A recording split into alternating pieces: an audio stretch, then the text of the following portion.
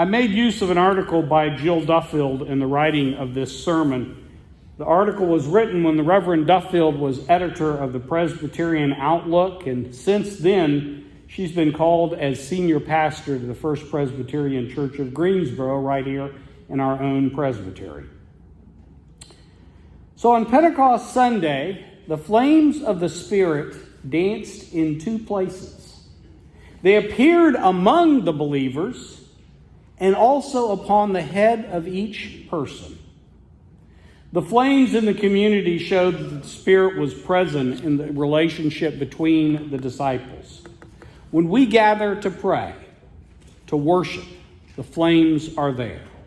When we visit someone in the hospital, say a prayer with someone who is suffering, take a meal to a family that is struggling, share a kind word or simple fellowship with one another around the table, the flames are there. When we learn to love another despite our differences, work together on mission, or plan together in board or committee meetings, the flames burn bright. There was the flame above the head of each believer also. The only way they had to know about these flames was to be told by another disciple. Mirrors were evidently a first century invention, according to that highly reliable source, Wikipedia. But even if our disciples had ever seen a mirror, they would not have had one handy, because mirrors were what the wealthy owned. The decor of the upper room did not include mirrors on the walls to make the room look bigger. I see a flame above your head. I see one over yours too. Look, John and Peter have flames. Look, Thomas and Matthew each have a flame. Everyone here has a flame over their head. Those flames signified the Spirit's presence and the gifts each had to bring. We have a responsibility, just like those first disciples, to identify and acknowledge the presence of the Spirit in other people's lives. We have to be like those first disciples on Pentecost and point out the flames dancing over each other's heads. We certainly see the flames dance in worship. We see the flames dancing above the heads of those who bring us musical gifts. We see the flame when the liturgist speaks. Occasionally, we might see a flame over the head of the pastor, and not in the way the old song describes the preacher's on fire. The flames burn beyond worship also. The nominating committee prays each year for God to guide them to those who have the flame of leadership burning. We're blessed with wonderful teachers in our children and adult Sunday school class. Each of them shows a flame burning. We see the flames in one another, not just in gifts that are exercised, but in the fruit of the Spirit that grows. The flames are seen when a person shows love or joy or peace or self-control and all the wonderful fruits of the Spirit that God grows in our lives. All those tongues of flame in the lives of individuals are important because God can use these gifts to speak to others in their language. The Reverend Duffield's comment led me to consider the story of the Tower of Babel, which is often paired with this passage. That's the story from Genesis where the people all speak the same language and intend to build a tower to reach heaven. And God confuses their language and scatters them. Sometimes I'm certain that I have preached this. Pentecost is seen as sort of the great reversal of the Babel moment. People of differing languages coming to hear the gospel. But the Reverend Duffield points out that what we have done in our culture, and I suspect it's always been true in cultures, is we build towers and cities and communities so we can isolate from one another.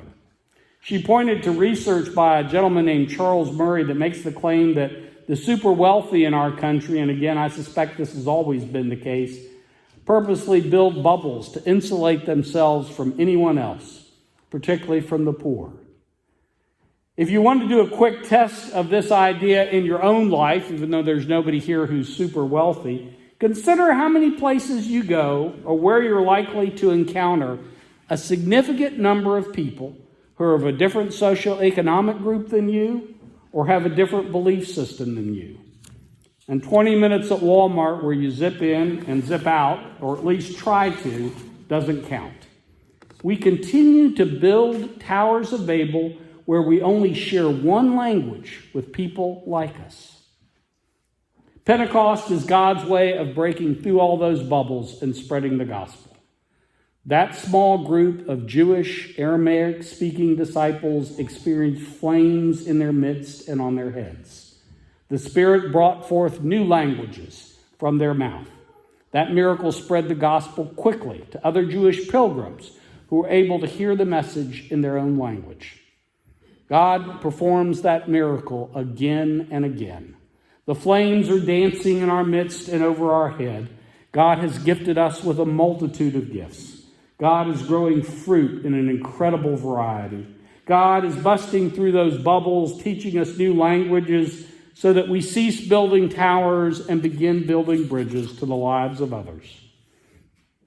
One of the important ways God breaks through those bubbles is using us when we recognize and encourage the gifts in one another.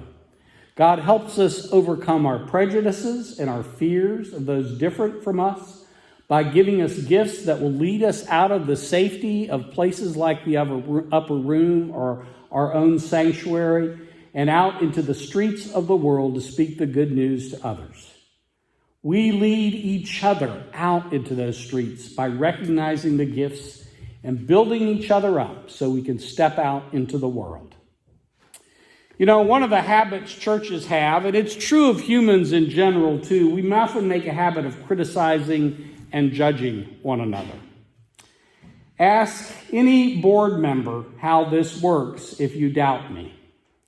Every elder, every deacon, for that matter, every teacher or leader has spent time making decisions or an effort finishing a project or putting energy into putting a program together only to be greeted by a statement like, well, I wouldn't have done it that way. Or, well, that was a mistake. Well, that was certainly a waste of our time. Do we ever stop and consider the damaging impact of a statement like that? Even the sinful impact that it causes. Rather than encouraging the flames of other people, those kinds of words are trying to douse the flame of God's Spirit hovering over the head of another person. I hope we see there are responses that can take us in another direction.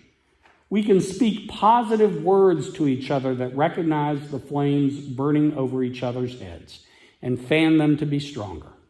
I'm so thankful for you and the others working to make those decisions. I know God will bless others through this work you're doing. Thank you for leading a great program. When we aren't criticizing in the church, sometimes the other problem we have is we're overlooking. We fail to notice. Practicing a little mindfulness in church would probably really help. We can take the time each week to consider a part of church life that we may have overlooked.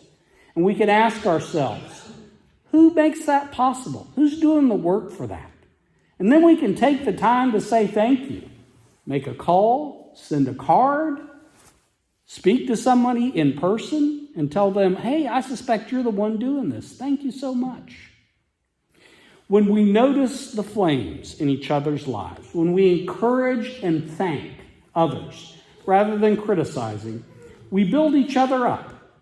And that makes others more likely to answer the call when God pulls us out of our safe upper rooms and into the streets of life so we can tell the message of Jesus. So I encourage you to look for the flames. See them. Speak to the person whose flame is burning and encourage them.